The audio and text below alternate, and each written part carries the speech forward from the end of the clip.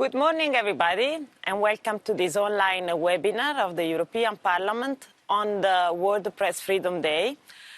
We would like to discuss today what are the dangers and threats that journalists suffer in Europe nowadays. And for this, we decided to give the floor to them, to invite some journalists who have undue pressure or have suffered undue pressure in their professional life, and to discuss with them what are the main dangers of press freedom in Europe. Before starting to go into the content of this webinar, I would like to give the floor to my colleague Eva for a few practicalities. Thank you, Rafaela. Some instructions for the journalists who are connected via WebEx. Please open the chat in the right side of your screen and start posting your question as soon as you think about them. Please state your name, the country you are coming from, and the media you work for. We will give you the floor and open your mic, but if you prefer, indicate it and that we should read the question, and then we will read it instead, giving you the floor. That's all. Thanks. And now to open the seminar, I would like to welcome Jesus Carmona, Director for Media in the European Parliament, for a few remarks. Thank you. Thank you, Rafaela, and good morning to all of you. Today's online seminar. We want to pay tribute today to journalists in Europe and around the world. These are not easy times for media and journalism. Last week, we received tragic news from Burkina Faso, where two Spanish journalists, David Beriain and Roberto Fraile, were assassinated. But this kind of tragedy also happens in Europe. Upon the last report of the Council of Europe, in the last 6 years, they recorded 31 cases of journalists killed on assignment. Some recent examples are the assassination of Daphne Caruana Galizia in Malta, Jan Kuciak in Slovakia, and more recently, Georgios Karibas in Greece. Separated by time and geography, all these cases unite in the acknowledgement of a fundamental principle, that freedom of speech and information, along with the safety of media professionals around the world, cannot be taken for granted. The European Parliament stands by all journalists who face intimidation while carrying out their essential work. Let us think back about the resolution adopted in November 2020 on the strengthening of media freedom and the protection of journalists in Europe. We can also revisit recent debates in which members of the Parliament exposed the problematic realities of attacks to media freedom in countries such as Hungary, Poland, and Slovenia. And at the last plenary session, Parliament called on the Commission to propose anti-SLAPP legislation. The purpose is to protect journalists from these strategic lawsuits against public participation they are intended to intimidate or silence them. We will discuss about these actions and the European Democracy Action Plan later on. Last year, Parliament launched the Daphne Caruana Galizia Prize as a tribute to the Maltese journalist killed in a car bomb attack in 2017. The aim of this initiative is to reaffirm the importance of independent, transparent information and support investigative journalism. The call of submissions of articles by journalists for this Daphne Caruana Galizia Prize will be launched shortly, and following the evaluation stage by an independent jury, the winner will be announced around the 16th of October, as a symbolic reminder of the date when Daphne Caruana was assassinated. Daphne Caruana's death brought a resurgence of investigative journalism committed to continue her work. At a broader level, it has underlined the importance of further reflecting on press freedom, as well as the safety and protection of journalists around the world. And now, let's hear more details in the seminar. I would like to really thank all journalists, all of you, for bringing light to the world with your work, and especially to those who are facing difficulties and even risking their lives. Thanks to Veronica Munk, Nikolai Staikov, and Federica Angeli for their courage and for being here with us today. And thank you very much to all MEPs intervening in this seminar today. Thank you and congratulations. Have a happy Freedom of the Press. Thank you very much. Thank you, Jesus. And now, before going to our panel of journalists and members of parliament, I would like to give an introduction of the topic and context, to give the floor to Christophe Deloire, who is the Secretary General of Reporters Without Borders, who just published their annual index of press freedom in the world, so that he can give us an idea on the situation of press freedom in Europe and in the world. Christophe, are you there? Can you hear us? Yes, absolutely. Thank you. Thank you so much.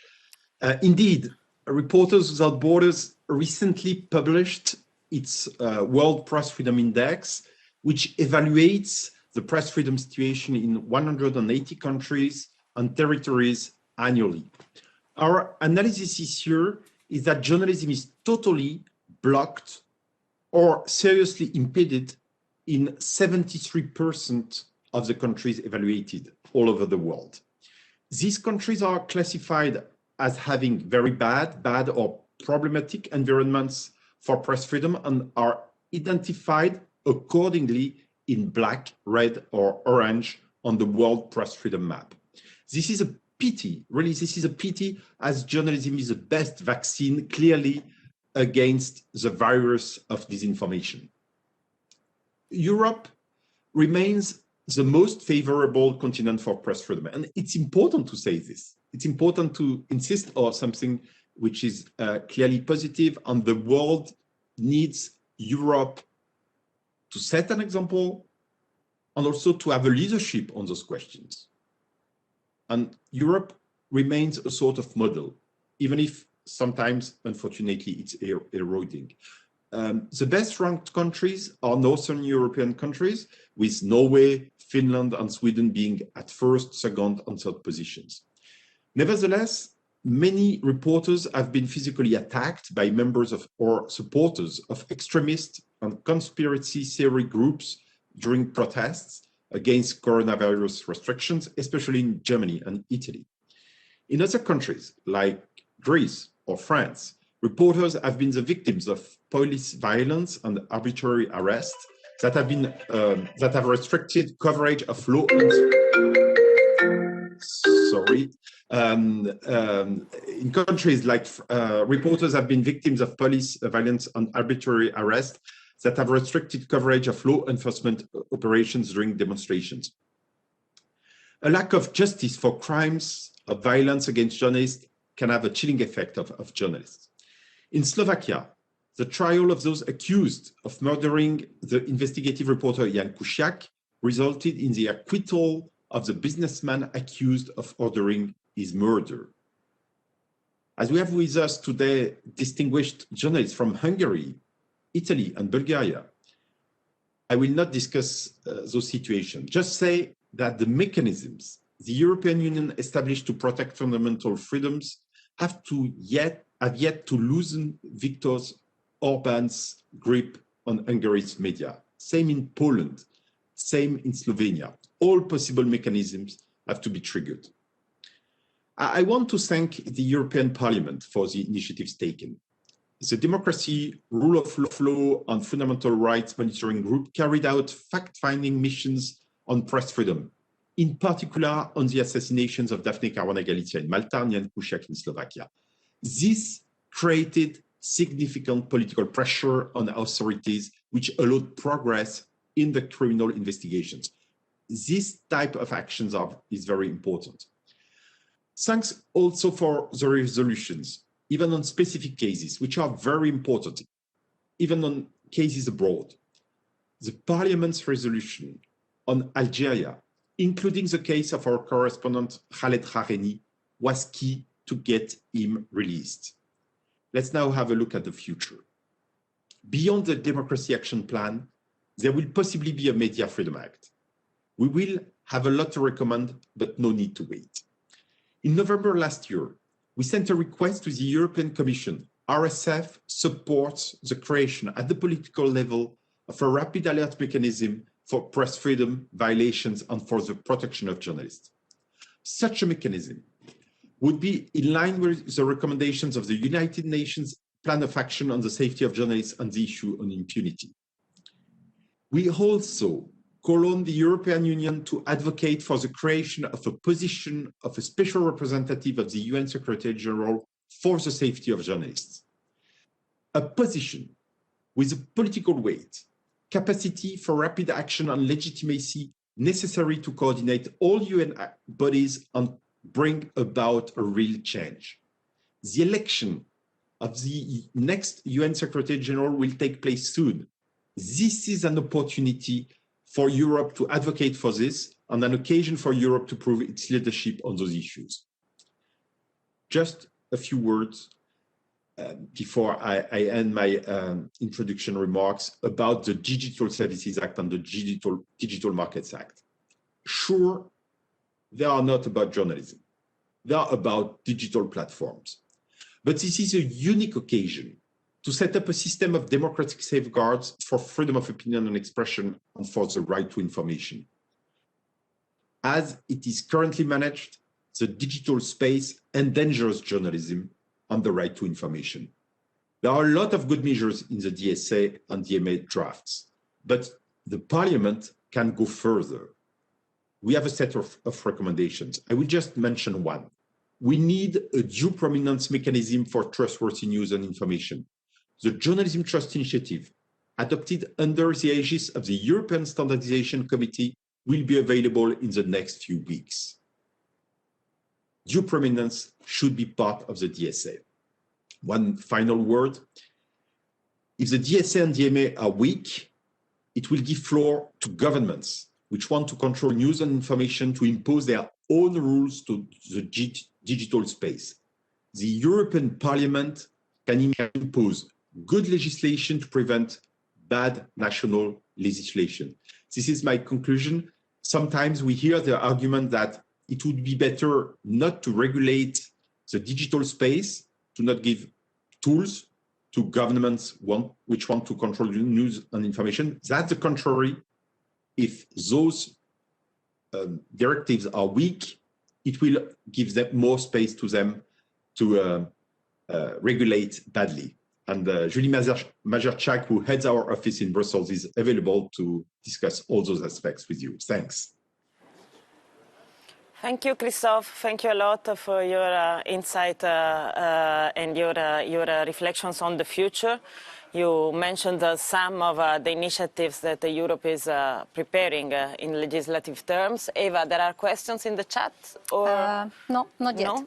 Then my question for you, can you explain what are, because you spoke of, let's say, the mechanism that some European governments use to control the press. Can you describe a bit in detail this mechanism? What is the structure to control the press in the European countries all over the world? I guess that they are similar. In fact, there is a big variety of mechanisms, unfortunately. First, violations of the rights of journalists themselves. When journalists are put in jail, threatened, harassed, arbitrarily arrested, when they are beaten during demonstrations. So when governments directly target journalists. And these are, for instance, the visible prisons with bars, with walls.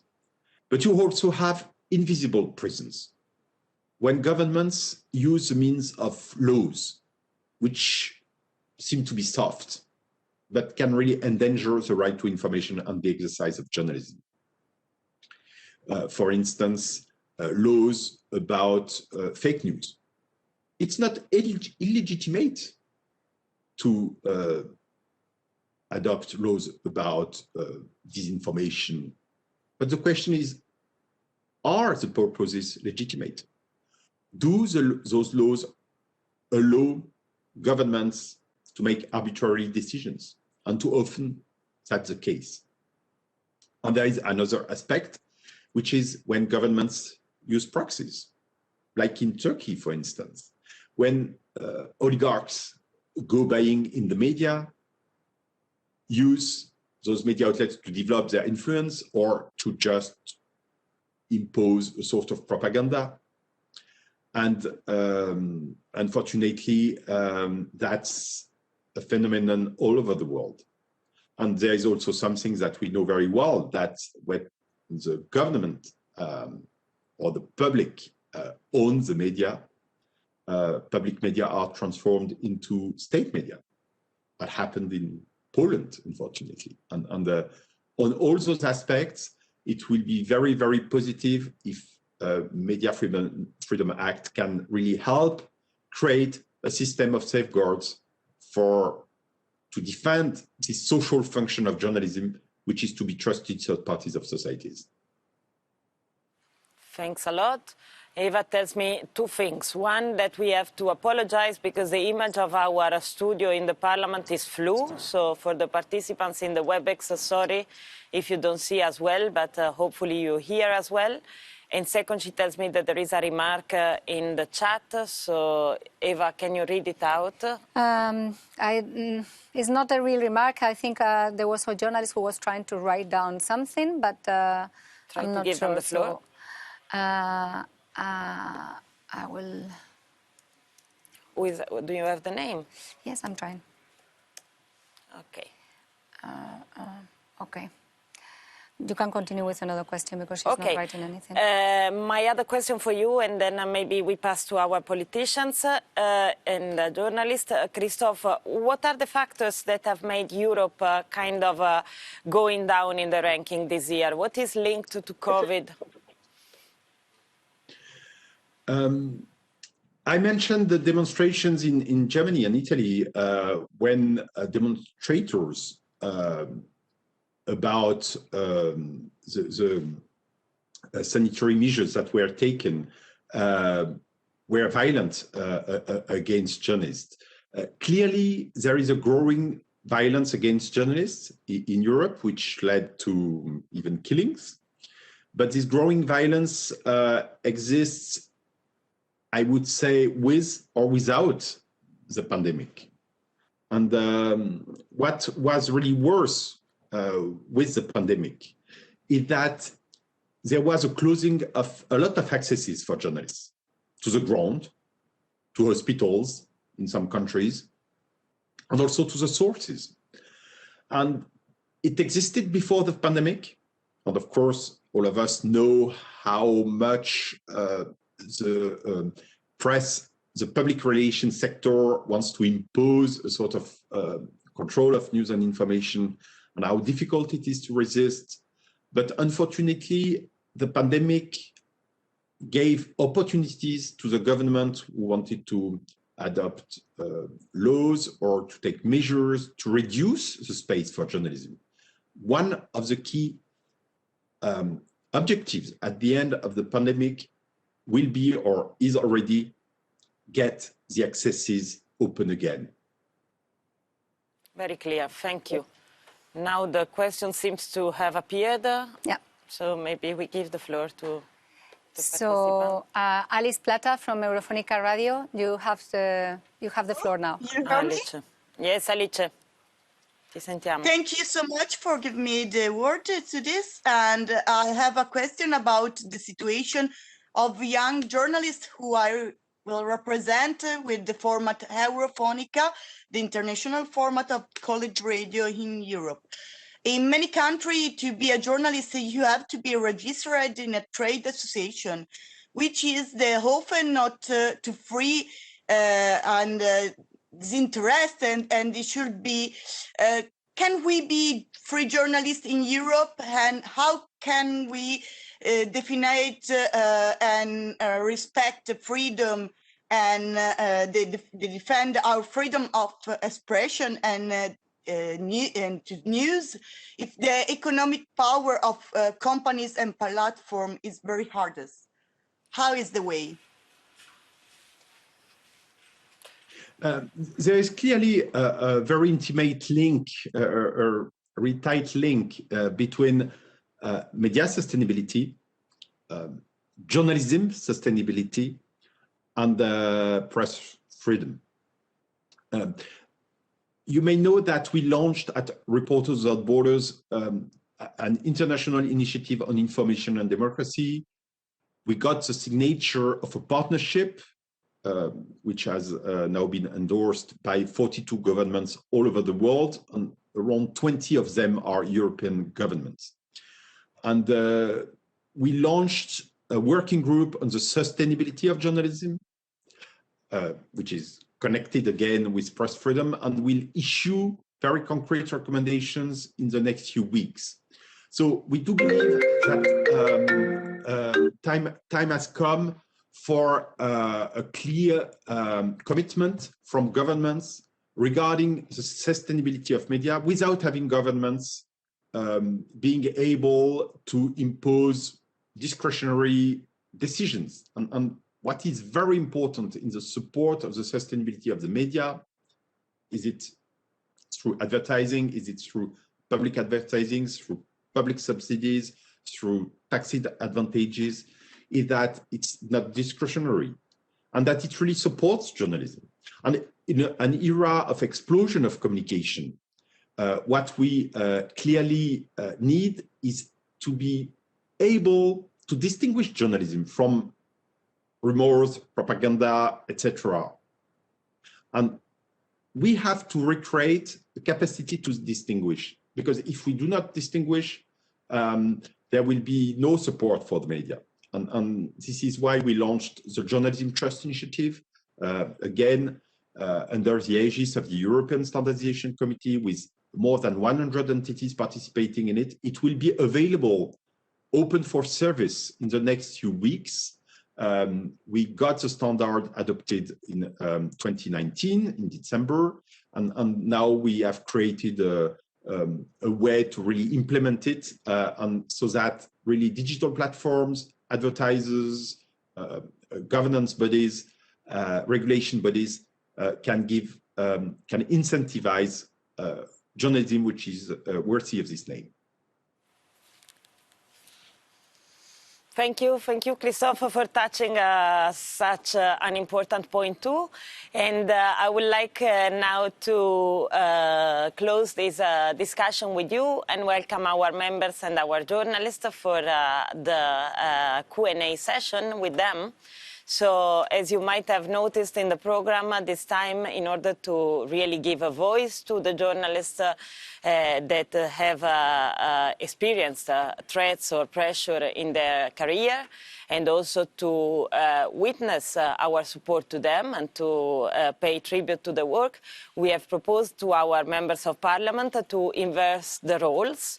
So it will be our politicians interviewing the guest journalists, and they were very happy to accept these proposals. It's also a way to homage them. So I would like to introduce first our Vice President, Heidi Hautala. She's connected on WebEx too. She is responsible for human rights and democracy, a member of the working group of the European Parliament on information and communication. Welcome, Mrs. Hautala. Can you? Yeah, thank you. And can you hear me? Yes. Good. Yes. Good morning from Finland.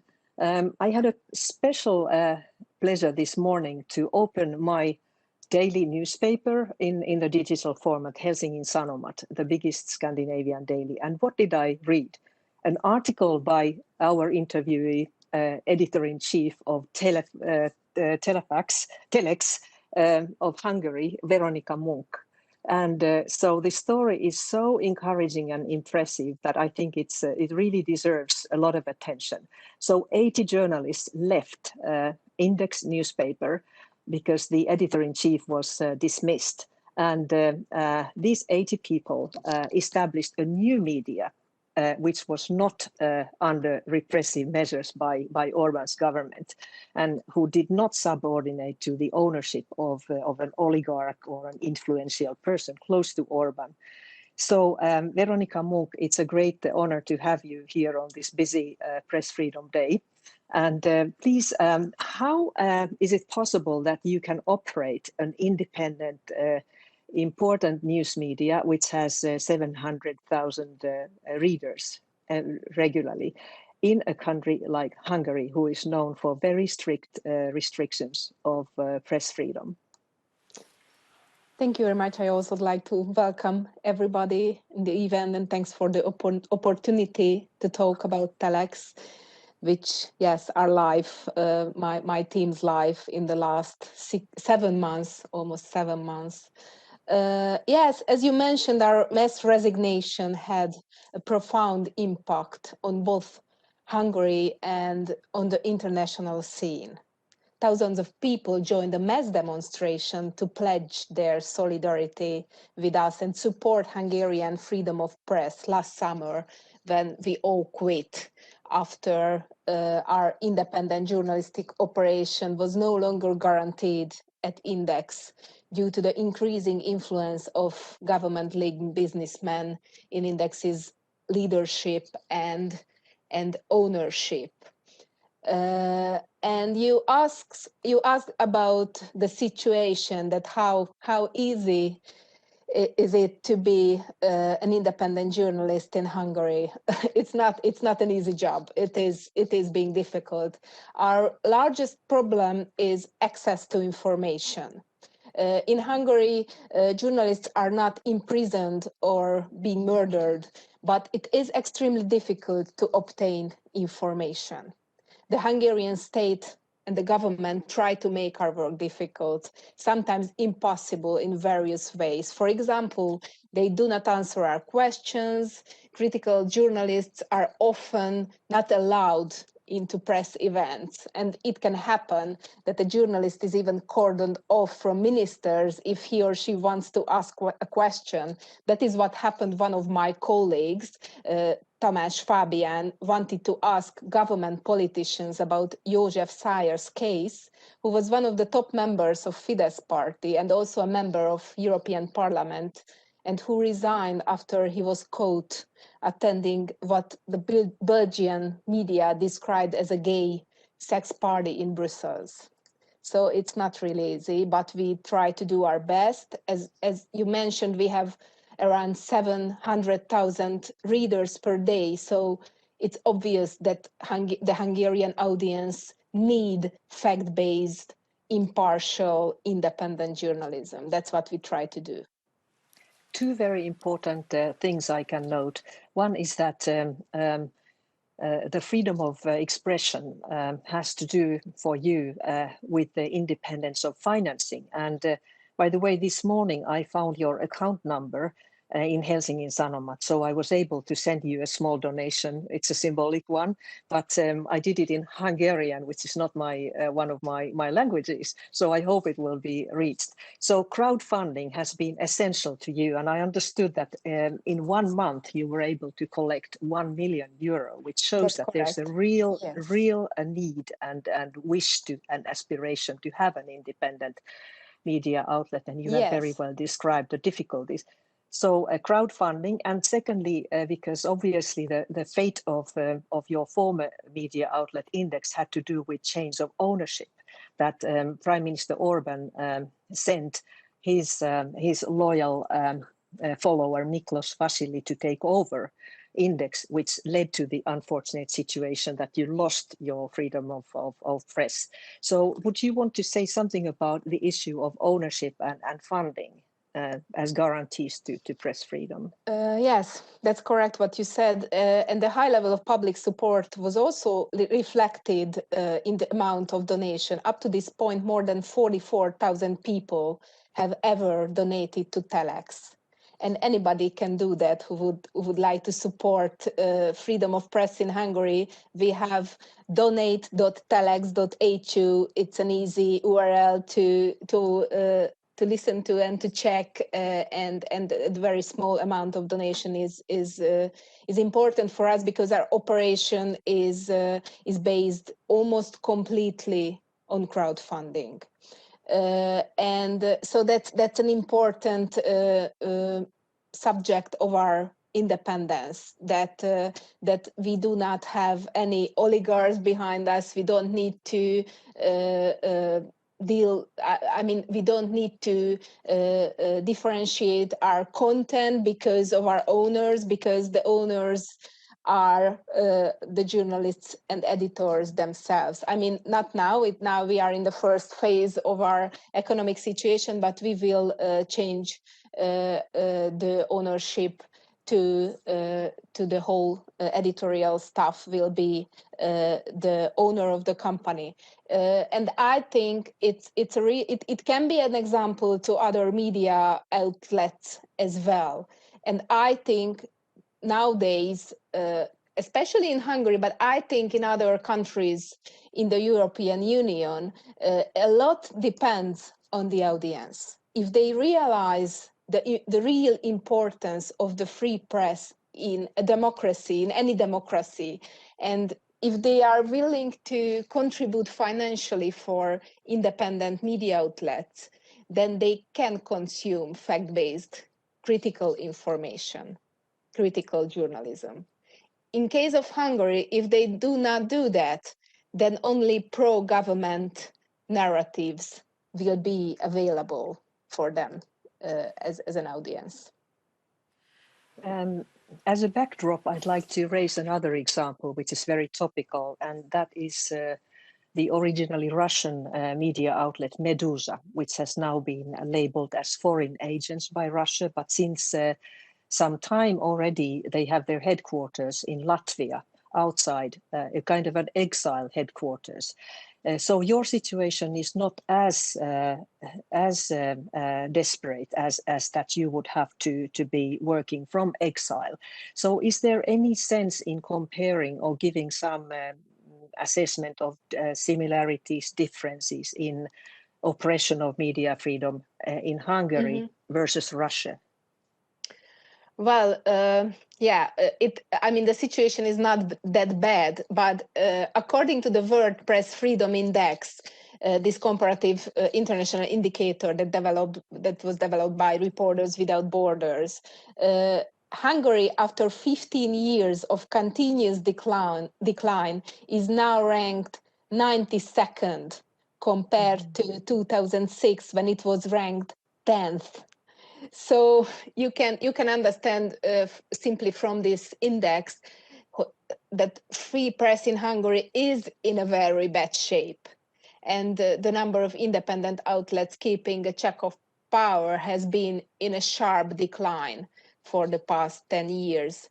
As more and more newspapers, radios, television channels have owners who are well connected to parties and politicians. And this is why we, the Telex team, came up with this ambitious plan to create a new entirely independent news daily where we can report the facts and impartial information, and the readers can get them.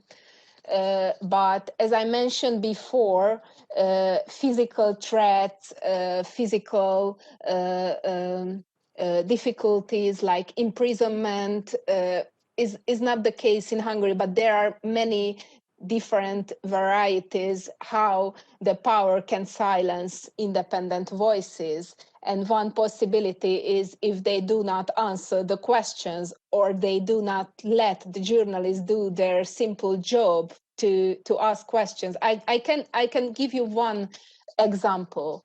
In the first 100 days of Telex's existence, we sent out to Hungarian ministries 52 journalistic requests in very different topics, because a lot of topics involve, in the end, the ministries where they are the authorities.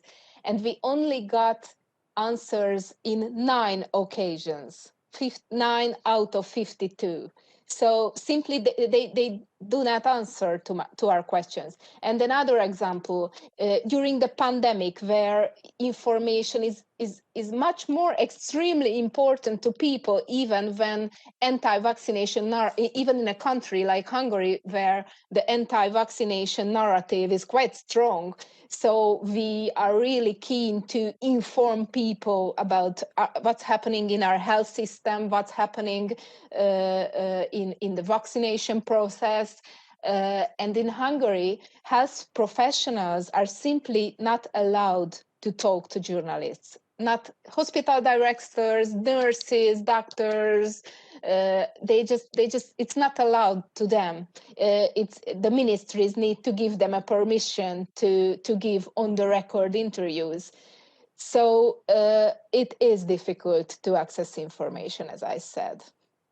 This should remind us of the importance of the right on public access to information, which always has to be at the core of press freedom, I believe. Because our time is now running out, I'd like to ask you one more question. That is about this relationship of the government with some favorites, some oligarchs who are able to enrich themselves with public money. Do you have any confidence that the new EU decision on eradicating public EU subsidies from countries that do not respect rule of law, could that change any of the situation? And are you looking into this question? Are you reporting about it? Yes, we are reporting about it, and I will be honest. I don't know if and as far as I know, I can ask a question from you, and that is one of my questions that I wanted to ask. That what do you think? What options does the European Parliament have for enforcing the rule of law mechanism? Not just talking about it, but enforcing somehow these possibilities. I mean, I'm a journalist. I'm an independent, impartial journalist. I don't think that I'm in the position to tell to politicians what to do things about. I'm being a little skeptical, tell you the truth, because I could not see. I mean, I have been worked as a journalist in the last 20 years, and I could not really see that much concrete, exact acts from the European Union to somehow direct the Hungarian government to more.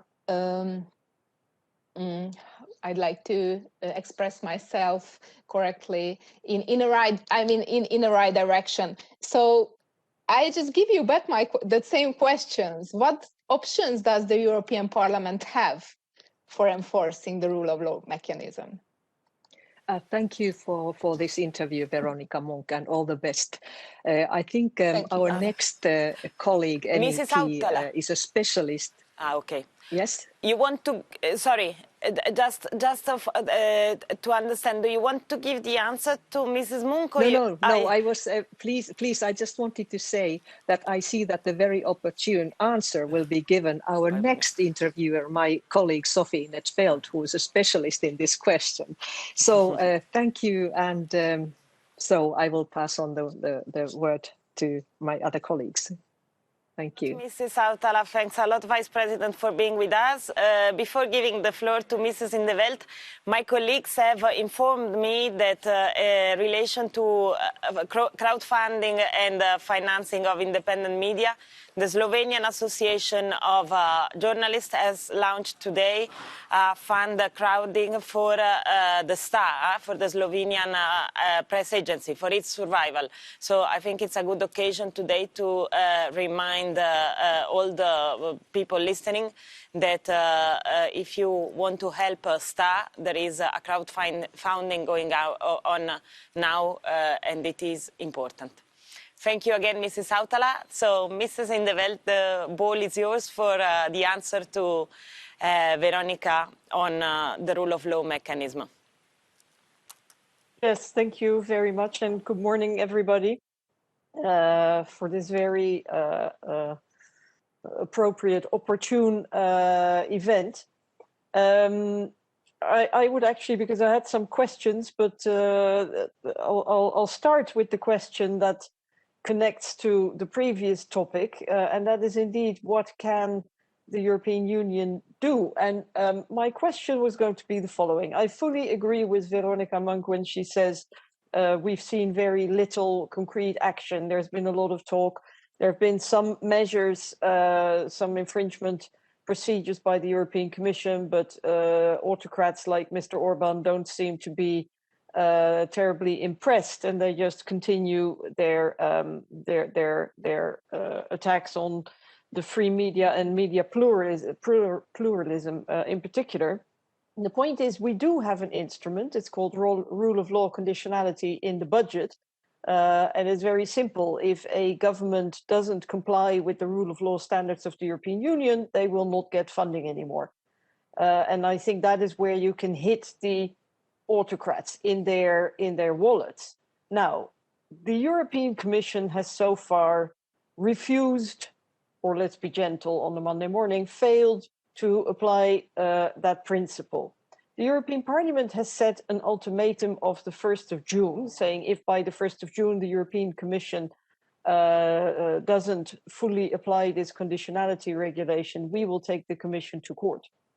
So the question will come to the European Parliament, are we indeed going to take action? And I would like to hear, and I think I can predict your answer, but I would still like to hear your views on this. Do you think indeed that if we take action, if we take the Commission to court and force the Commission to apply this budget conditionality to countries like Hungary, Poland, but also others, is that going to give support to, let's say, to preserving media freedom and media pluralism?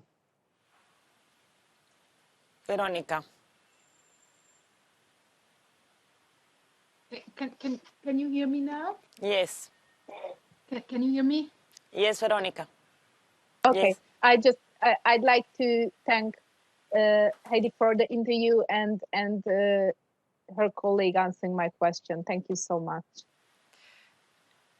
Would you like to, Mrs. Indeveld was asking you whether you think that the rule of law mechanism, if the European Parliament acts also in respect to the European Commission, she was mentioning the possibility to take the Commission to court in sense of non-application of the rule of law mechanism. Would this help media freedom in Hungary? Do you think that it would put pressure and help? Sorry, I have some kind of technical problems. Sorry, I cannot really hear. Can you hear? We can hear you. Could you hear my question before? I think she didn't, huh? No.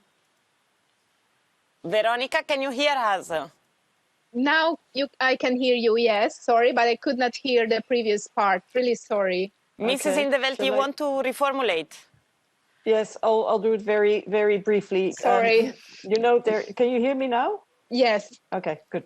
You know, there's this rule of law conditionality mechanism for the budget. In other words, yes. If you violate the rule of law, you don't get European funding. The European Commission is extremely reluctant to apply it, and the European Parliament has said we want to, to force the Commission to apply it. That would most likely mean that Orban and the Orbanites in other countries in Europe would no longer have access to funding, could no longer fund their destruction of democracy with European funds. Would that? Do you think that would be helpful? That would create the necessary counterweight against his illiberal democracy, as he calls it?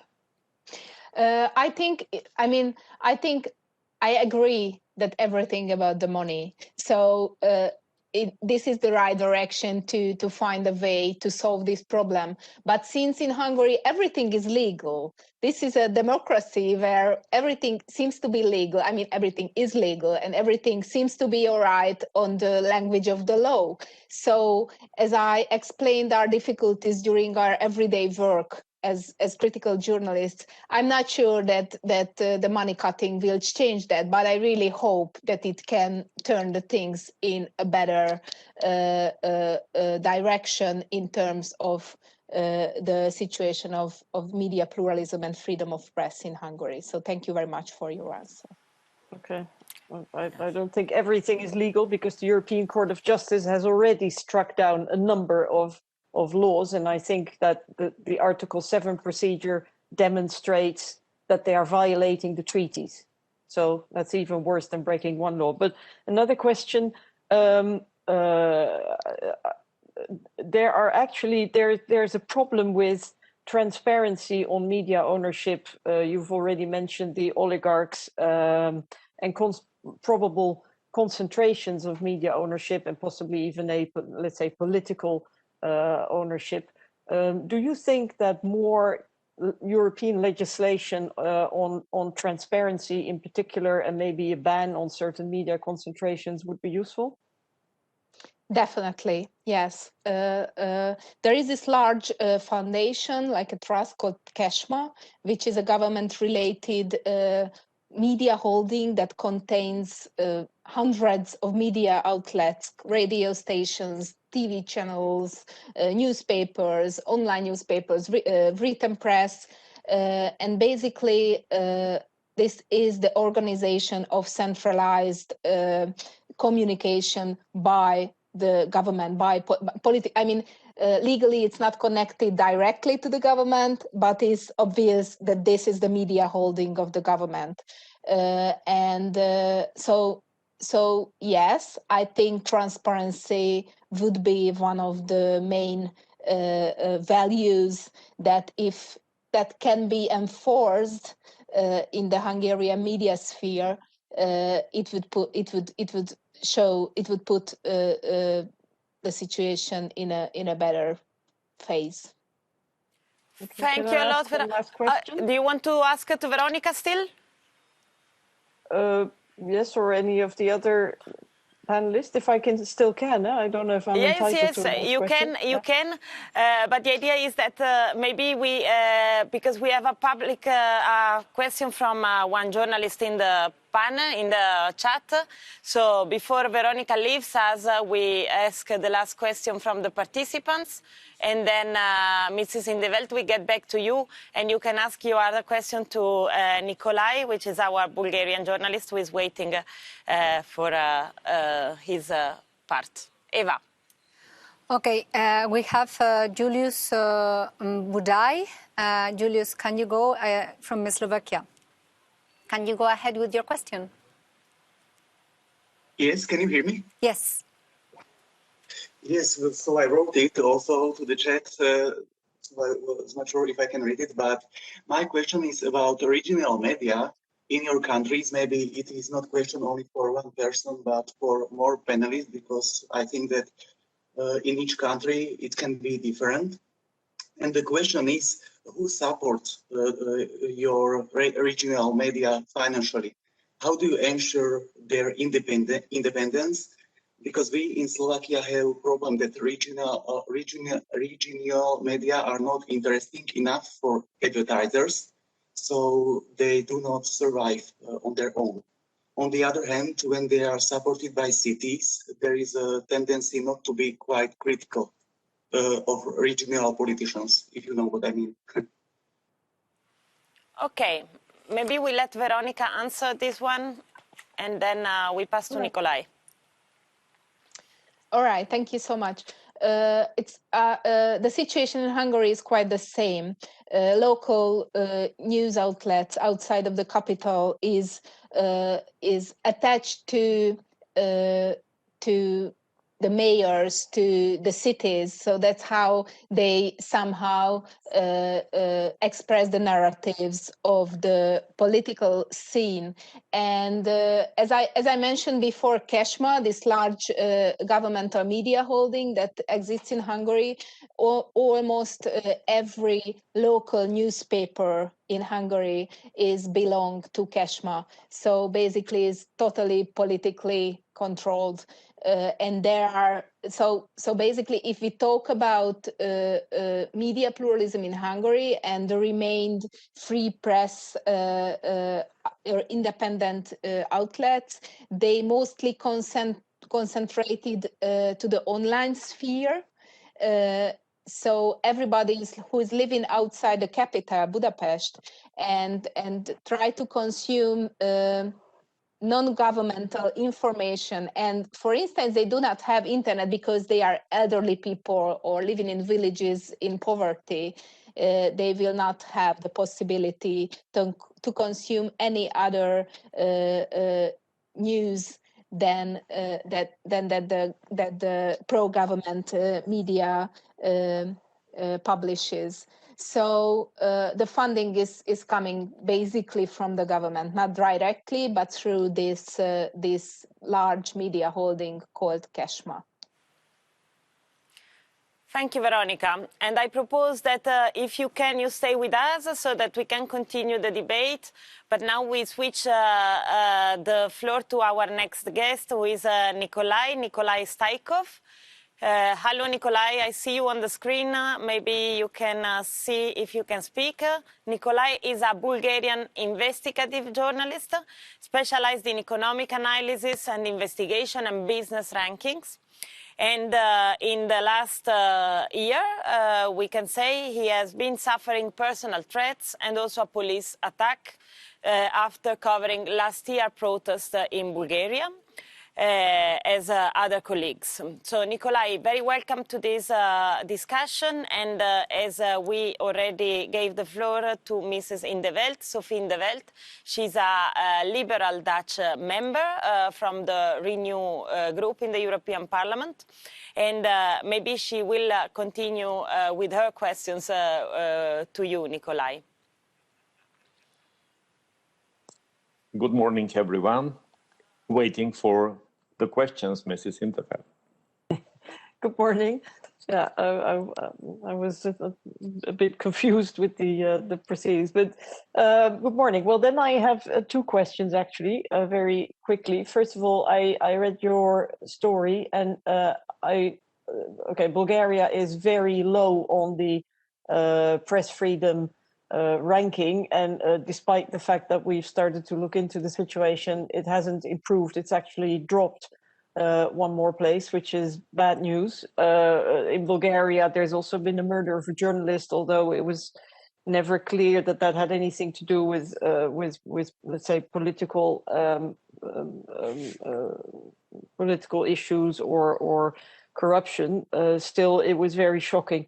My first question to you would be, can you say a little bit about let's say, the attitude of the prosecutor's office?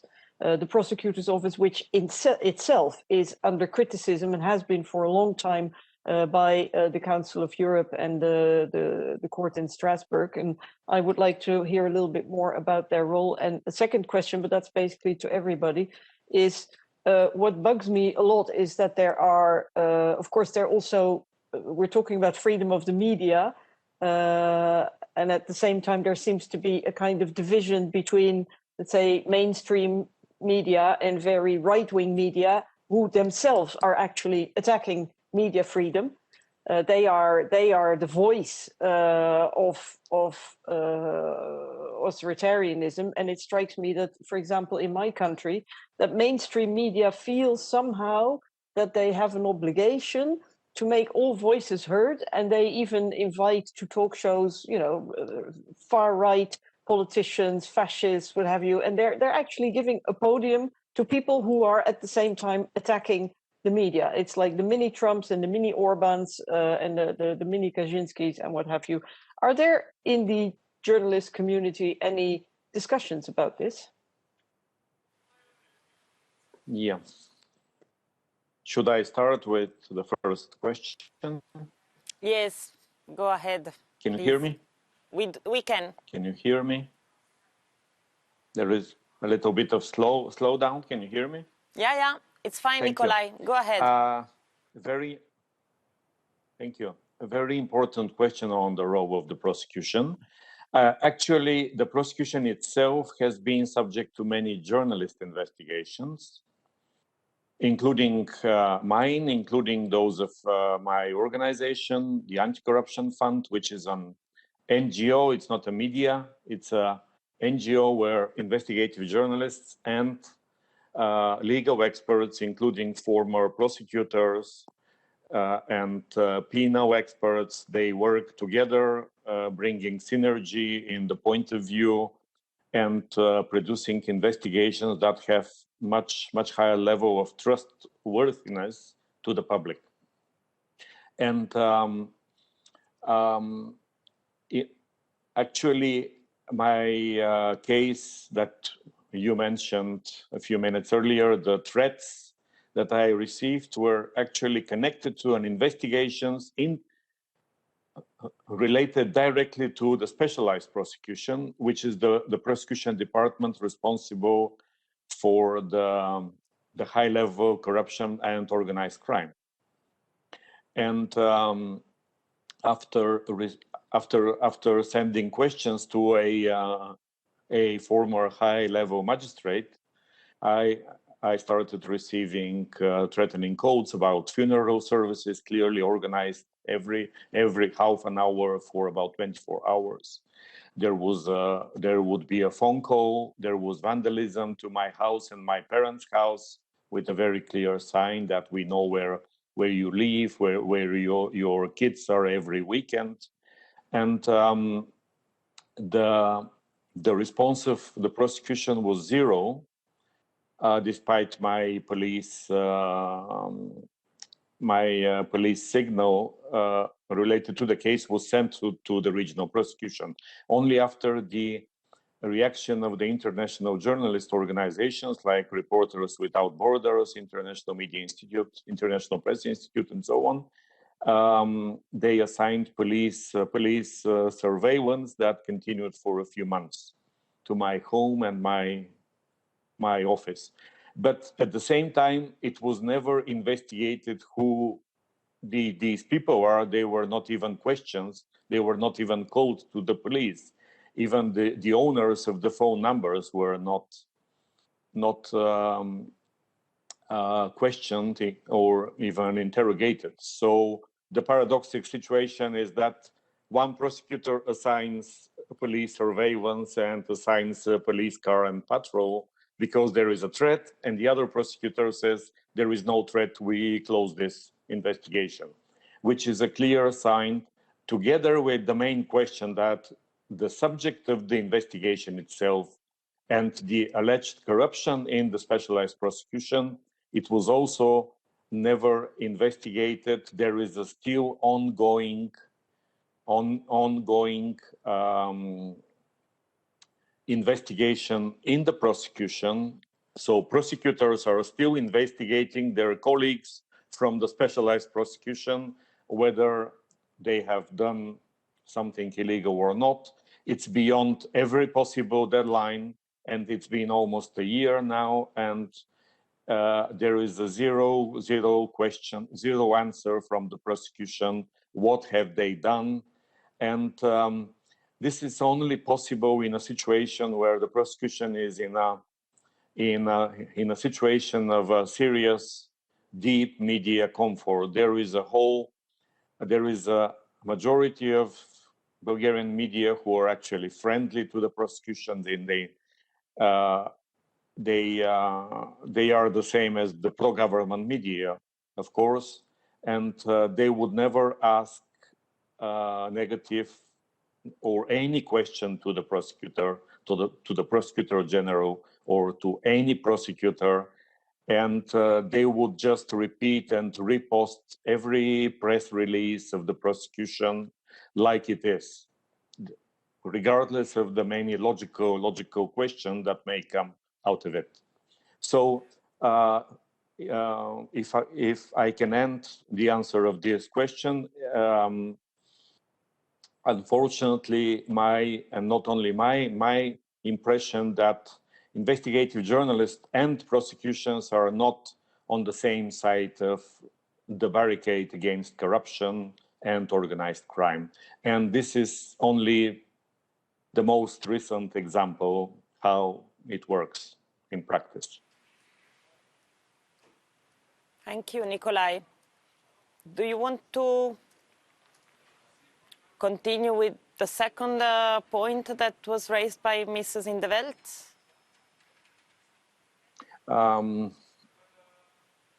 It was about funding, right?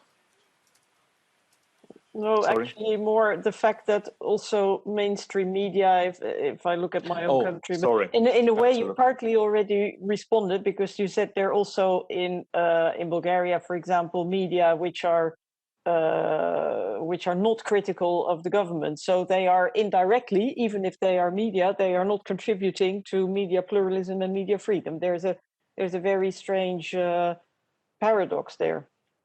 Yeah, I know exactly what you mean. This extreme extrapolation of the from one hand on the other hand approach that actually produces monsters in terms of content. So I know exactly what you mean. Unfortunately, in the reports on media freedom, including the Reporters Without Borders and everything else, Bulgaria is going down with much harsher examples like physical threats and the physical security, beatings and arrests of journalists. So there is no space for more subtle questions like the one you raise, but it's a serious one. It's only subject to niche media discussions.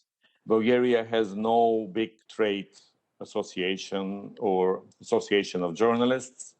Everything's divided, so it's only being discussed in some of these internal discussions. So it's not a big, it's not as discussed as it should have been in a normal situation. Okay, thank you. Thank you, Mrs. Indeveld. Thank you, Nikolai. And we will get back to you in the last part of the panel when we open the discussion with all the participants. But maybe now we welcome Mr. Casa, so Parliament Questor, Member of Parliament David Casa, Maltese. He is a member of the Bureau and the Working Party on Information and Communication, and he had a strong personal link with Daphne Caruana Galizia.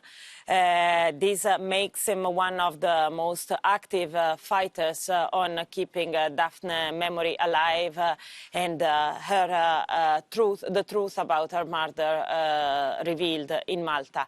Mr. Casa, are you there? Can you hear us? Yes, yes. If you don't mind, I won't use the camera because I have something bad on my iPad today. So okay. I will just speak to you, if you don't mind, and excuse my voice because I don't feel well, actually, because I got vaccinated on Friday and it affected me really bad. But anyway, so thank you. It is an honor for me to participate during this seminar organized by the European Parliament on World Press Freedom Day. As you know, the freedom of the press is a topic which is very close to heart, and I have been working on it especially since the murder of Daphne Caruana Galizia in 2017. I therefore would like to now introduce to you Ms. Federica Angeli, an Italian journalist, with whom I will be having a short discussion. I would like to tell you that Federica also won a very prestigious award in Italy. It's called the Daphne Caruana Galizia Leali delle Notizie Award. So congratulations. I hope that our friend is here. And Federica, are you here? Yes, yes, I'm here. Okay, good. Federica, could you please explain briefly your situation in Italy?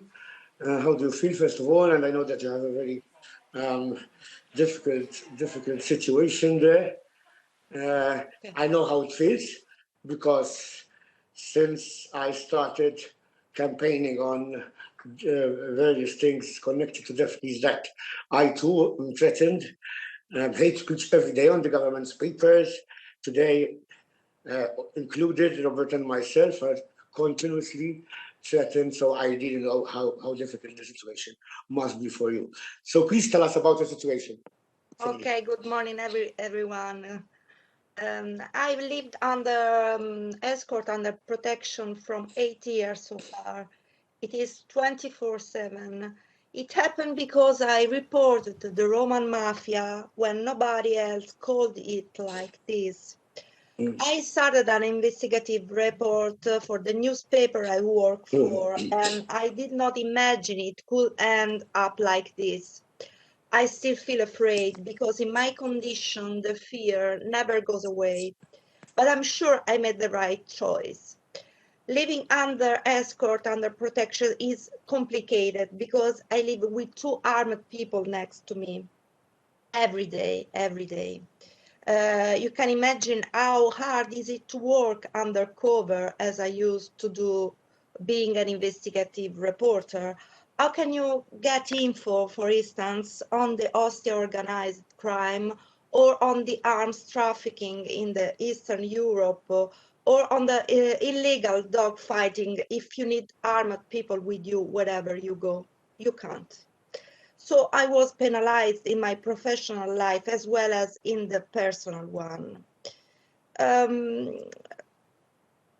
There was a moment I realized it could end up this way. Was on May 23rd, 2013.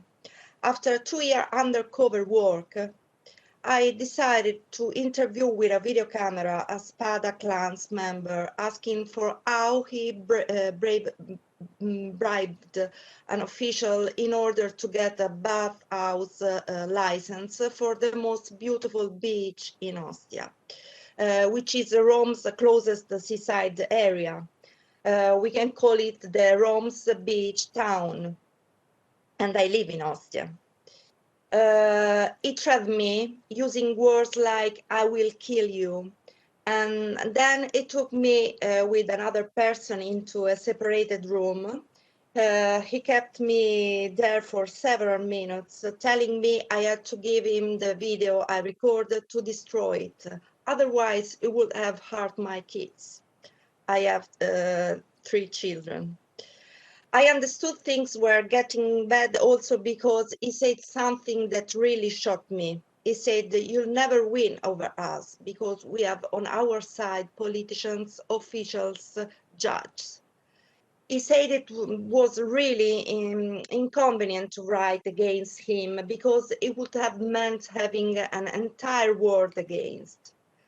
Despite his words, I decided to report to the authorities what happened, and I trusted the judicial system. Grazie. Federica, I was about to ask you whether, as in all Europe basically, whether you have a problem of slap in Italy, whether people are slapping you with in courts, because this will be in future a very big problem for a lot of journalists. Daphne herself was taken to court I don't know how many times, and therefore this is also another threat for journalists, because when they're being slapped and they don't have enough money, and all the money, for example, of all the accounts of Daphne were frozen, like she couldn't use her own money. So this is also a way on how to stop a journalist from working. Does this exist in Italy? So in Ostia, main Roman mafia related are similar to the ones you can find in other Italian and European areas. First of all, I see the overturning of the democratic rules. Today, it is clear how the Roman Mafia, as well as 'Ndrangheta or Cosa Nostra in the rest of the world, have shown this point. They are capable of bribing whoever to get inside the economic system of a state and to launder their money. The damage is not only related to illegal business, such as drug dealing, but to having the capacity to invest huge amounts of capital to enter the normal and healthy commercial and economic system. For example, a lot of beautiful business on the Roman beach or even in the historical downtown are owned or managed by the mafia, by bribing officials. But houses in Ostia are a huge business for the Roman mafia. As my experience shows, it is possible thanks to corruption. This is the biggest threat. Anyway, there are all the things that occur when you don't accept what the mafia wants. For instance, shootings, physical threats, setting shop on fire, and so on. But in Italy, there is a big problem. The idea that a journalistic good job on the organized crime can help in overthrowing the situation is what makes me keep on doing my job against the mafia. 8 years ago, when I talk about the Roman mafia as a specific organized criminal group, nobody believed me. I experienced 3 years of real isolation when even the good society, I mean not the criminals, played down, minimized, slandered my idea. Part of the politician, journalist, and public opinion that thought that I invented is a phenomenon because the mafia was considered only as a problem of the south of Italy. Instead, after 5 years, in 2018, people I was reporting on ended up in jail. That makes me think that there is the chance to change things by writing. In Italy, we say uccide più la penna che la spada. That sounds like a pen can kill more than a sword. In my case, this fits perfectly, since the clan I was reporting on is, as I mentioned, the Spadas clan. Spada means sword. Obviously, the thing I don't forgive myself is to have dragged my family into my professional and personal choices consequences. But I also think that a mom has to protect her children, not by silence or by conspiracy of silence. A mom has to do it by openly saying what is wrong. By saying what is wrong, I lost my freedom, but we gave it back to a lot of citizens. They are not afraid anymore to report to the authorities what is going on, and this is for me a big revolution. I think that freedom, if I can say this, of the press in Italy is at risk maybe more than in other parts of Europe, because querele, I mean lawsuits and complaints with action for millionaire compensation are frequent and used to discourage journalists. Since only few big media corporations or conglomerates can afford to face such lawsuits, this is a very good leverage against all the small media, small newsroom, freelancers. Death threat and the lawsuits threat put our job in danger. This could represent a too high price to pay for all those who do independent and free journalism. All the legislative initiatives that also the European Parliament start without completing the process should protect our professional category and activities. Otherwise, too many colleagues will keep on believing that working to find the truth and trying to make this world a little more just is not worth it.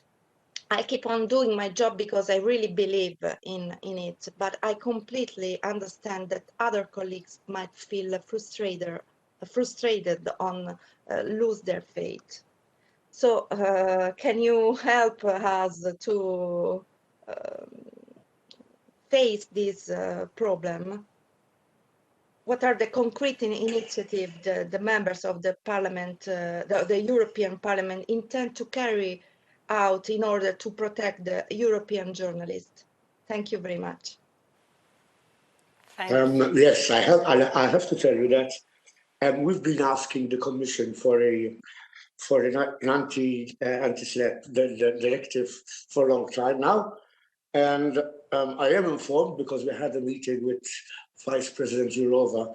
I was representing the media group of the European Parliament, and she told us, she promised us, that she will be, in the coming days, I think, give us the first proposal. So I think now we will start working on this anti-SLAPP legislation as soon as possible when it arrives.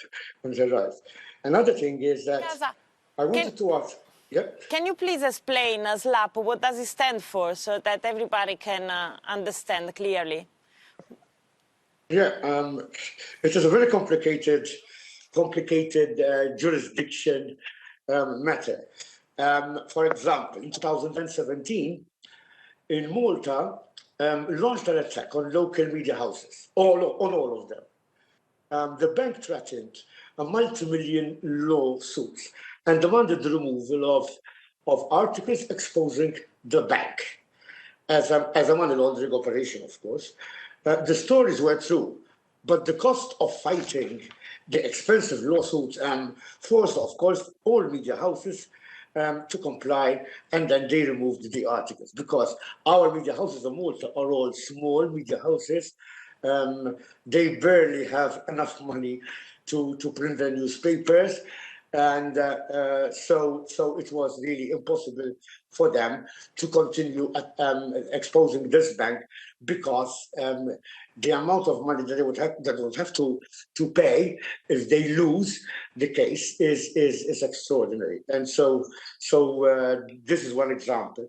They did this to Daphne. They threatened to do this to me also, because I had an FIU report exposing corruption related to the power station, and now there is also a magisterial inquiry going on. But I admire Federica, because you are in a dangerous situation there, and I admire your courage and your determination, to be honest.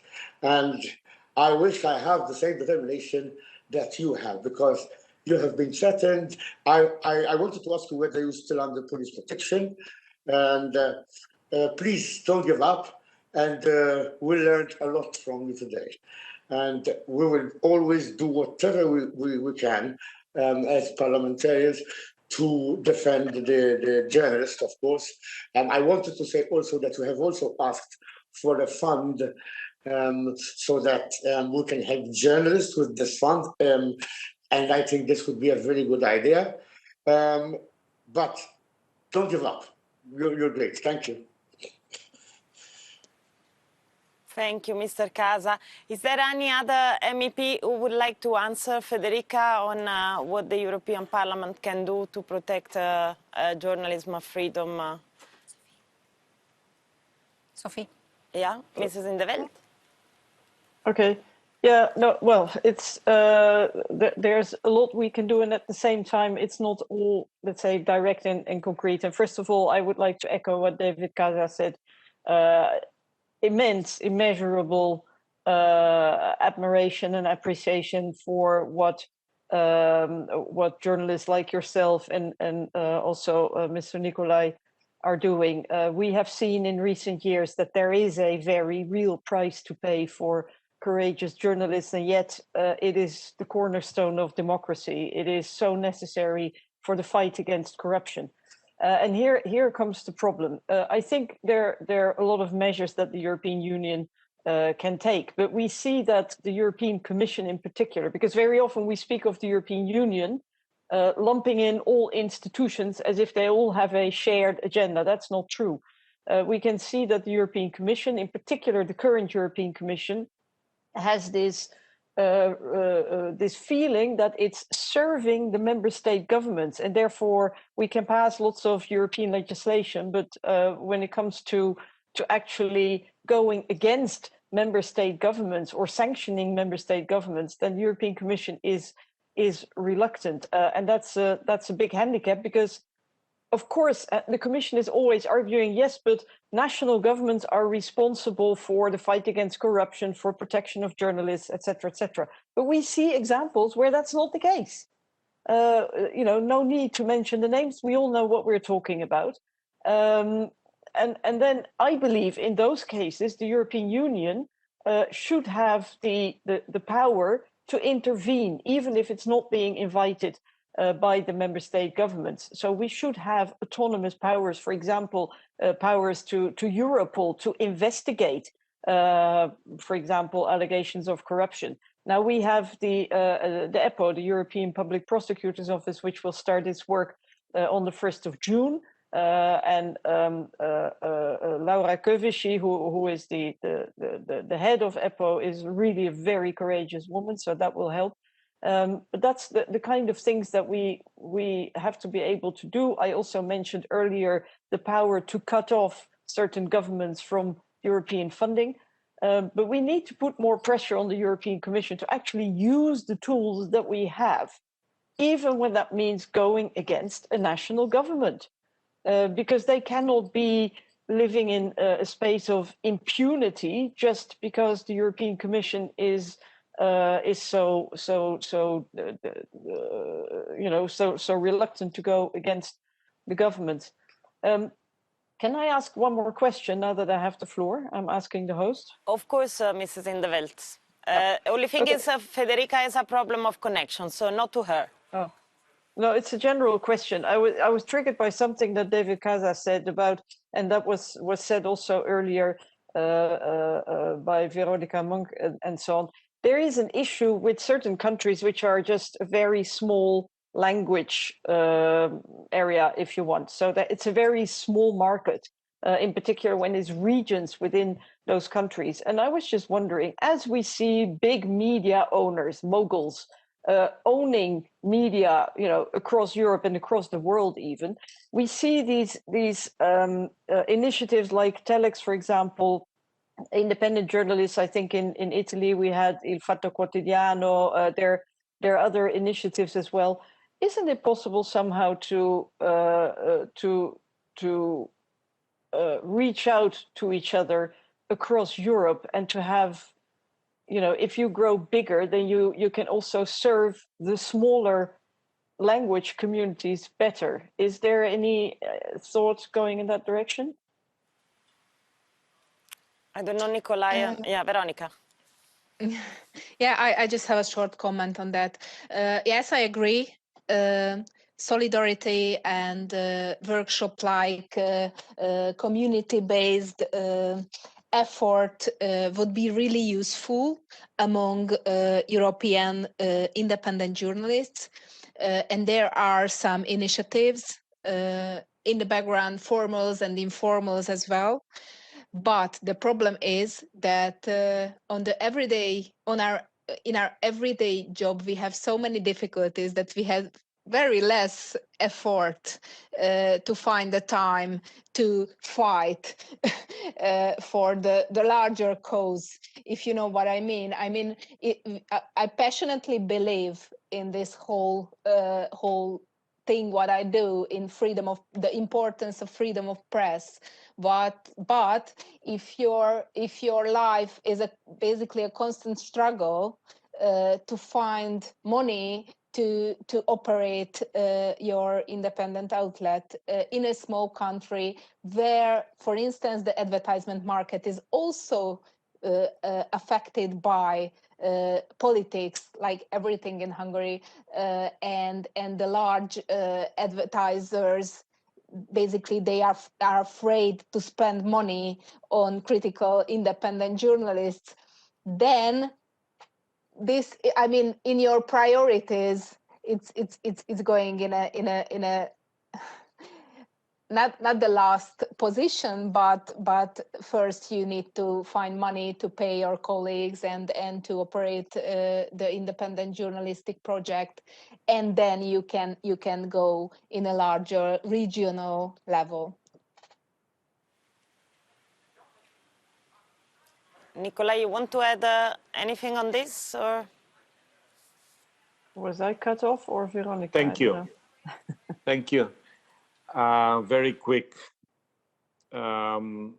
Solidarity is important, but also financial independence. It should be transformed into financial independence, which is the really tricky part.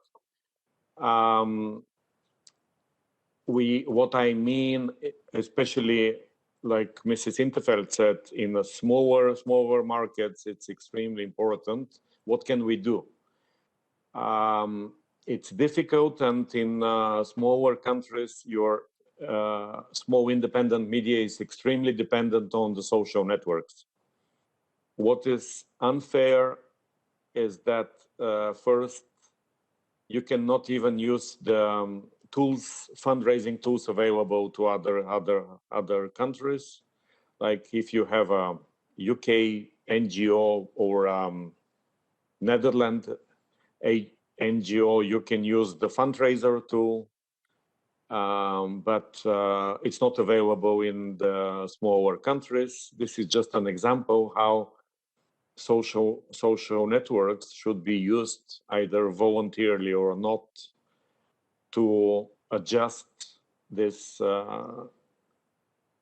mechanism and to give opportunity to the new media to survive, to the small independent media to survive. Okay. If I can, because Sophie reminded me of something. There are these what we call forbidden stories made up of a lot of journalists all over Europe, and they work together to continue investigating Daphne's work. This is what I think should be done when you don't have enough resources in your country, and you want to, first of all, you won't be the only one fighting corruption, because it has all those journalists and media houses doing the same. And I think it really worked good. Forbidden Stories did a marvelous job. And to be honest, without them, we couldn't have gone into details of the money that was being stolen by the minister and by the chief of staff from various projects. So this was what Sophie suggested is a really good idea. And I think we should promote this idea of journalists working together for particular causes. Can I respond and make a suggestion? Yeah, because I think it's a good example that David is giving on the forbidden stories, but I think media outlets like Telex, like Fatto Quotidiano in the Netherlands, we have The Correspondent. It's a phenomenon that exists more or less everywhere, and they're reporting on everything. They're not just fighting corruption. And I'm wondering, maybe with the MEPs who are logged into this session, we could envisage organizing or hosting an event bringing those crowd-funded independent media outlets together and see if it's possible to make it a European initiative, because that might also make it easier to get access to funding, actually. And this is something that even us from the European Parliament together with you, we can think how to construct such a opportunity, Mrs. Indeveld. Okay, so we have the last few minutes. There are 3 questions for Federica, for Nikolai, and for Veronica. So, Eva, can you read them out that we do quicker? And then we give the floor 1 minute to each MEP to conclude. Okay. Let's go for the question for Nikolai. It's from Mogens Bergerhand. Sorry for the pronunciation, from the European Federation of Journalists in Denmark. And it's about the impact of creating working groups or national action plan mechanisms, including all parties who are part of problems like tried in some Western Balkan countries. Maybe there's something that can be answered by more of one of the journalists. Nikolai. But this is for Nikolai.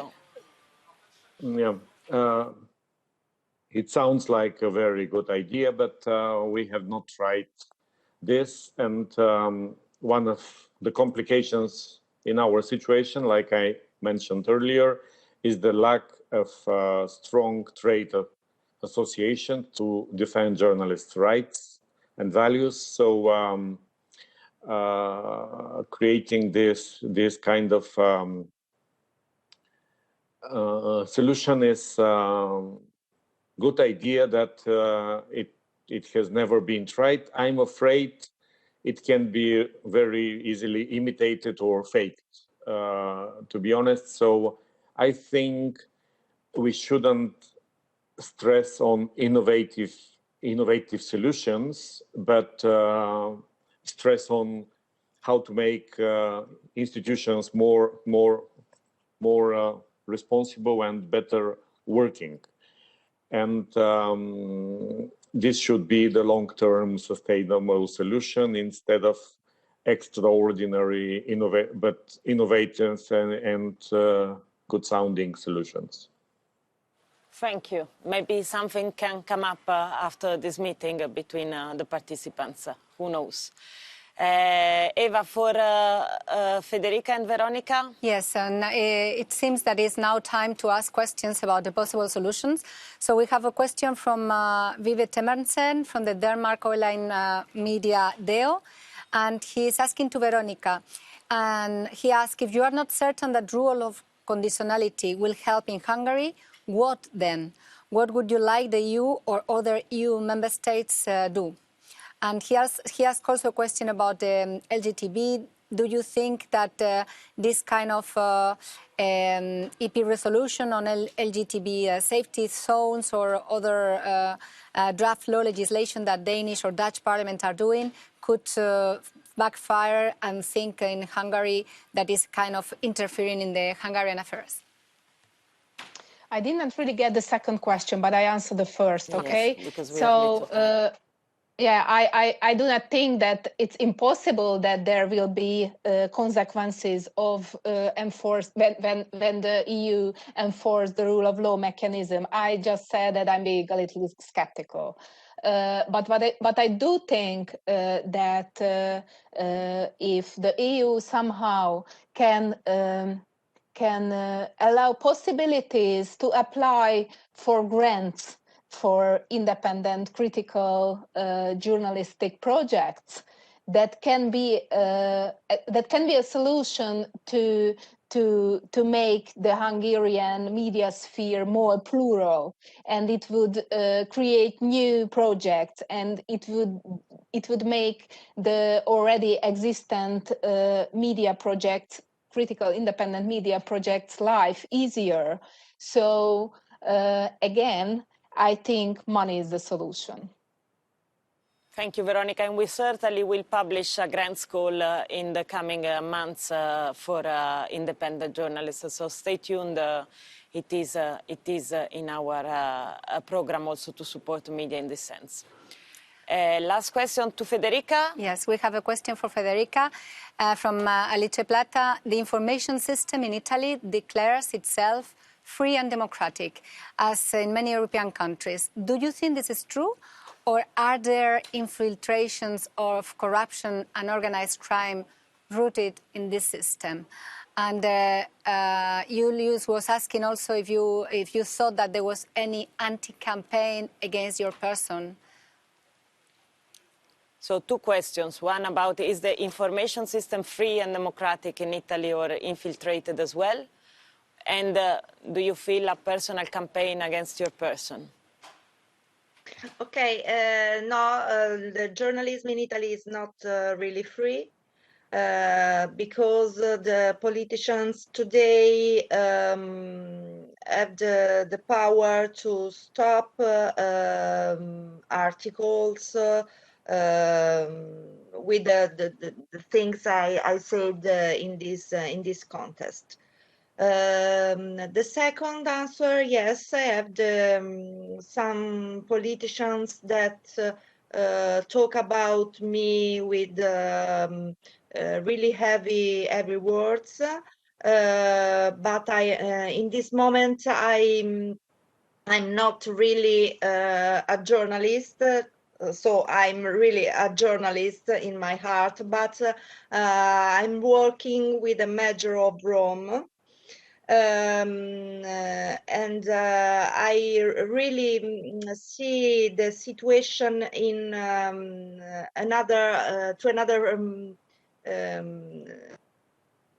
to face the problem in different kind of humor and with really, I don't think that the journalists can really. No, She disconnected. Cedric had a connection problem. I think we lost her. Okay. At the same time, we are running late, so I would propose that our three MEPs say a final word to conclude this reflection, this discussion today, and hopefully we can keep talking of press freedom well beyond the World of Press Freedom Day. Mrs. In de Welt, Mr. Casa, Mrs. Hautala, maybe in this order, so In de Welt, Casa, and Hautala to close. Thank you. I don't have much to add. I won't take up much time, but a big thank you again to the journalists. I think the importance of freedom of the media and pluralism of the media has always been on the radar screen of the European Parliament. My predecessor in 2003 was the first rapporteur for a resolution on freedom of the media, because then we were talking about the Berlusconi media empire, and already there were concerns, but I think by now it is on everybody's radar screen. Everybody understands the crucial importance of free and critical and outspoken media as the cornerstone of our democracy, of any robust democracy, and the rule of law. So we will continue to come up with proposals to protect journalists and strengthen free media. Thanks a lot. Mr. Casa. Thank you. I would like to congratulate, first of all, DG Com for this initiative. I think it was a very good idea. And I think that it was not only useful for journalists, but especially for us MEPs, for me, for Heidi and Sophie. We work a lot together on resolutions and reports and other legislation to ensure that all journalists are protected, and to try, of course, and avoid having other murders such as that of Daphne and Jan Kuciak from Slovakia. Today was an eye-opener, I think, and I can assure you that we will do our utmost in the European Parliament to safeguard your interests. Take care of yourself and good luck. Thank you, Mr. Casa. And Mrs. Hautala for the last remark. I'd like to pick up what Nikolai Staikov said, that at the forefront of our struggle for press freedom should be the question of improving institutions, because in many countries where we have the most severe problems of press freedom are also countries with very poorly functioning institutions and lack of independence of judiciary. So I would like to, talking of money that Veronica Munk has mentioned, the newly initiated 1.5 billion euro fund, which consists of two parts, might be of interest for anyone supporting democracy and press freedom. The Citizens' Equality, Rights and Values Fund is more for civic actors. And then justice program, which is meant for justice professionals so that they can improve the functioning of judiciary. And I think in this way, the EP and European Union is really trying to support democracy, human rights, and including press freedom. So I thank you very much for all the experiences that you have shared with us and look forward to looking deeper into these issues. Thank you. Thank you, Mrs. Hautala. Thanks to all the participants. So we stay in this configuration to try to follow up on this initiative to avoid the journalists to face heavy lawsuits and very expensive ones. So this anti-SLAPP directive that Mr. Casa was mentioning. And we would really like also to remind all of you of the Daphne Caruana Galizia Prize that will be launched in the next days. So we will remind you in written to all the journalists who took part in this webinar of this occasion to put the spotlight on investigative journalists and free journalists who want to just keep doing their job. Thanks a lot to all, and have a beautiful day from the European Parliament. Thanks a lot. Bye-bye.